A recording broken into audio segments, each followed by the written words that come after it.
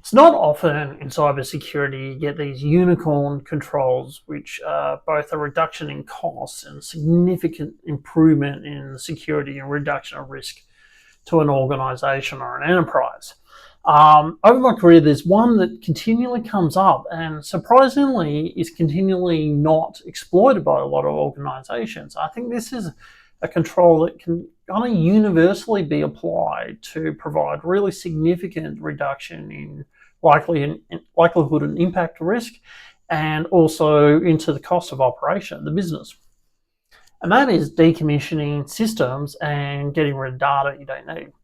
It's really surprising the number of organizations that have quite mature processes in setting up a system and commissioning a system, putting it into operation, and the same about taking in data and collecting data, but will often be very lax and miss getting rid of systems.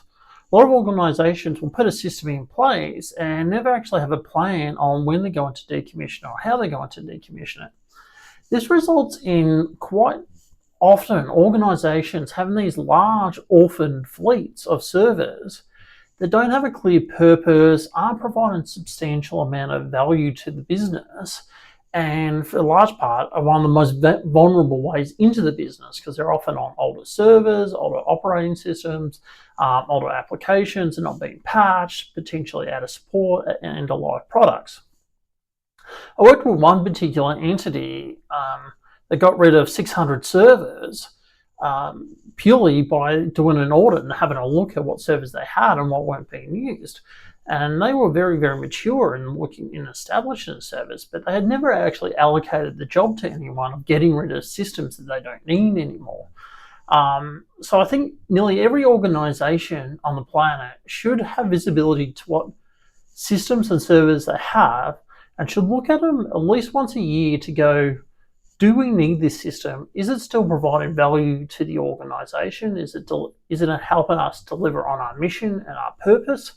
And if not, let's get rid of it. And if we're not going to get rid of it today, let's have a plan about when we're going to get rid of it. So we need to actively manage the whole life cycle. And the day you actually get rid of the system is the day you really substantially reduce both your costs and your risk.